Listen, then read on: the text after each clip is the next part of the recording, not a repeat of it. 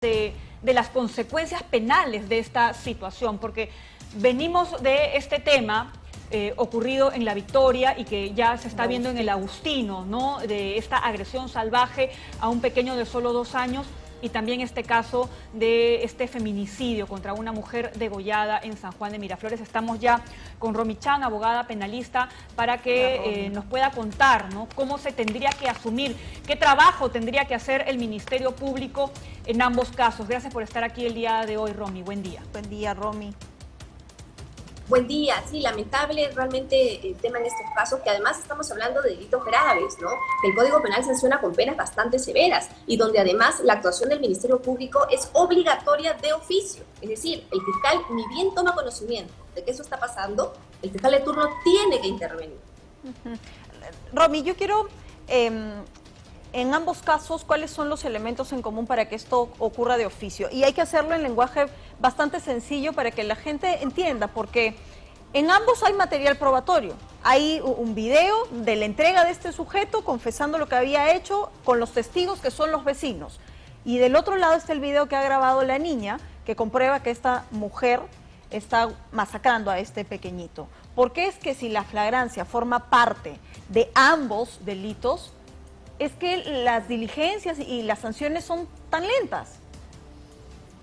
Bueno, esto es un tema ya de aplicación de las normas, porque en casos de esta naturaleza, cuando hay un interés de la sociedad en que estas conductas no vuelvan a repetirse, los fiscales tienen a su disposición una herramienta que es llamada proceso inmediato. Sí. ¿Qué significa proceso inmediato?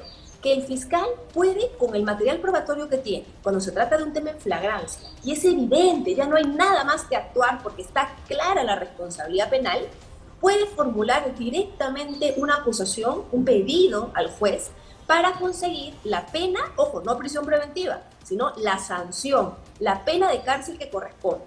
Y ojo que nuestras normas permiten que incluso en unos 2 meses exista ya sentencia firme y tener a la persona en la cárcel.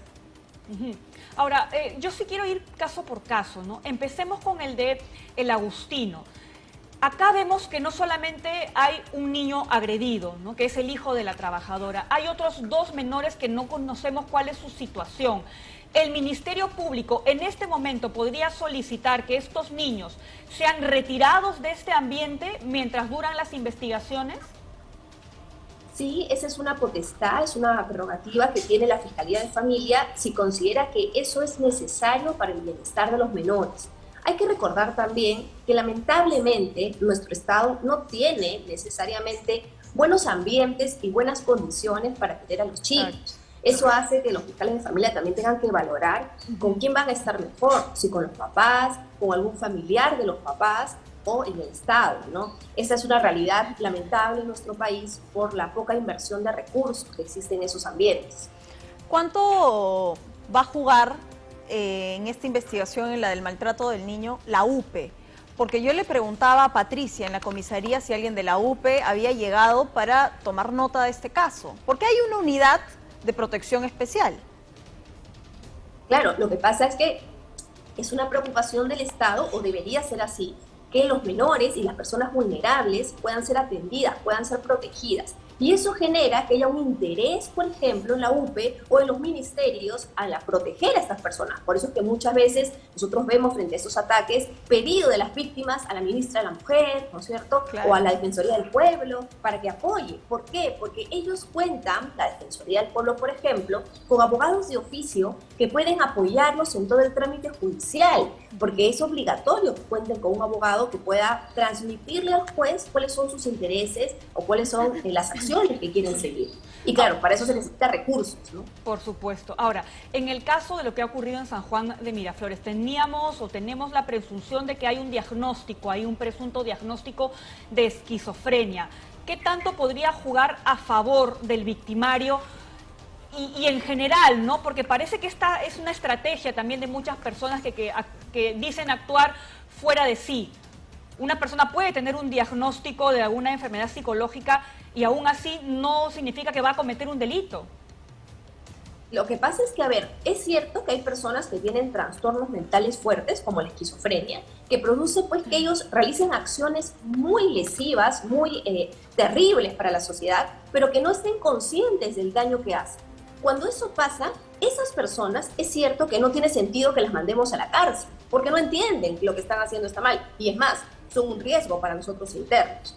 Pero nuestras normas sí contemplan que deben ir a un centro mental, deben de recibir un tratamiento que tiene que ser obligatorio, no potestad de la familia, no opcional, no, tiene que ser una persona que va a un centro psiquiátrico y se queda internada hasta garantizar que no va a seguir realizando actos terribles para las demás personas, ¿no? Porque podría volver a repetir lo que ha hecho. Pero, Romy, sí es importante que el Ministerio Público determine que, a pesar de la condición, porque no se trata también de estigmatizar a las personas que tengan algún tipo de condición, a pesar de esa condición, él estaba en la capacidad de determinar si lo que estaba sucediendo estaba bien o estaba mal, porque yo insisto, hay muchas personas que utilizan esta situación como excusa, ¿no? para cometer algún ilícito.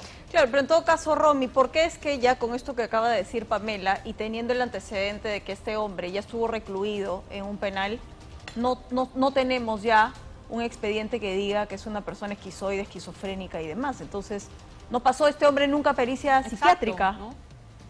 Lo que pasa es que la esquizofrenia es como es un alegato que de alguna manera favorece al investigado, tiene que ser probada por su defensa, por él.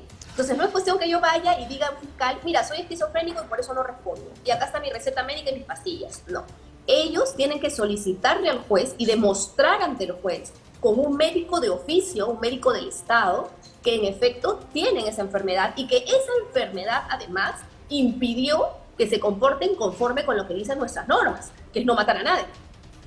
Si no pueden probar eso, sí van a recibir una sanción, porque significa que sí son conscientes de lo que han hecho y merecen un castigo, ¿no? Entonces, en este caso en concreto, eso es lo que está alegando la persona, pero tendrá que demostrarlo en un proceso. Entonces, sea esquizofrénico o no sea esquizofrénico, igual tiene que existir una investigación penal.